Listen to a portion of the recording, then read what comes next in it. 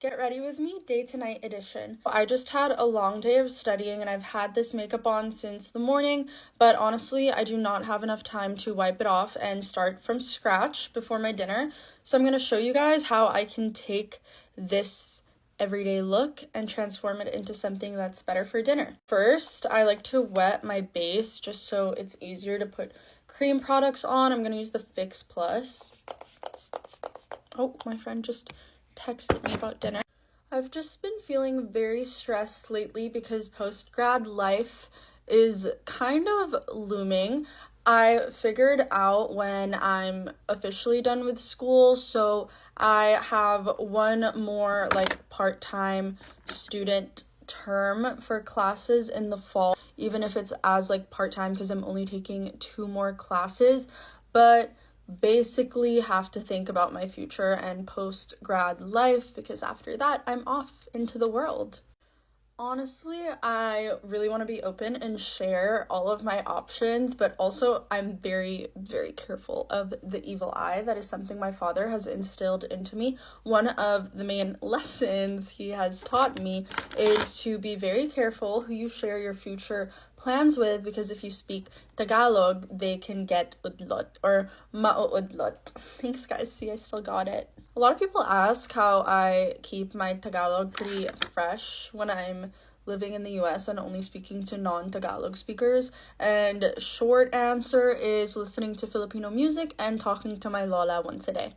I think a lot of oldest daughters especially can relate to this, but it's hard trying to find a balance between following your dreams and taking huge risks while also feeling a sense of responsibility to be there for your family. My family's been having a hard time recently. I still have not fully processed the loss of my tita Alexa, so I think it would be really nice for me to be back home, but also the world is my oyster and I'll never be this young again, and I want to explore and take as many risks as I can while I'm so young. So I don't know, there's been this mental battle happening inside of me.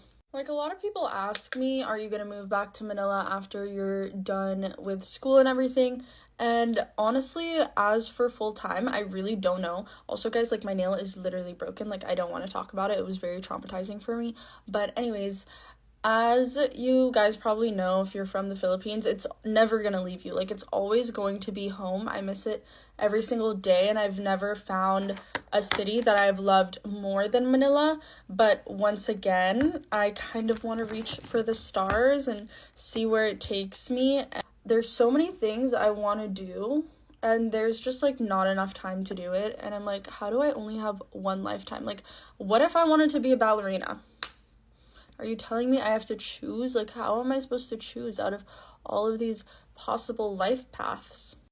If you guys are into reading, there's one book I highly recommend. It's called The Bell Jar by Sylvia Plath. It's low-key really depressing, but also one of the best books I've ever read. And in that book, she has a fig tree analogy where basically she is laying on this grass looking up at this fig tree, and she starts seeing all the figs as potential futures that she could have had.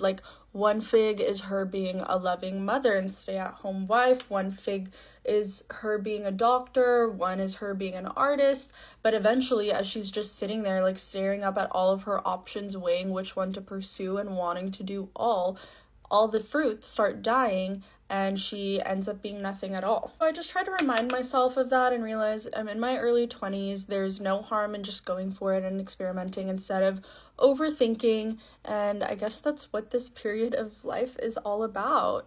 I am meeting up with some of my high school friends tonight. I don't even want to say high school because I've known these girls since I was 8, but they're from Manila in LA, and honestly very needed. It's this time of the year where seasonal depression starts kicking in because of daylight savings, and my homesickness just gets really bad because I miss the sun and the heat a lot. So honestly, very, very perfect timing to be reminded of home.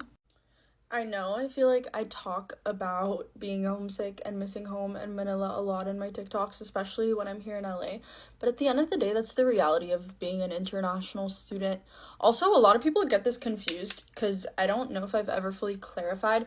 but I am a US citizen. Like, I'm not here on a student visa. I was born in the US and I have a US passport, so that kind of opens up a lot of options for me as well. Tried putting black eyeliner in my lower waterline, which I never really do anymore, and I can't tell if I like it or don't like it. Like, sometimes I think it makes me look too harsh, but I think it really does like brighten up my eye.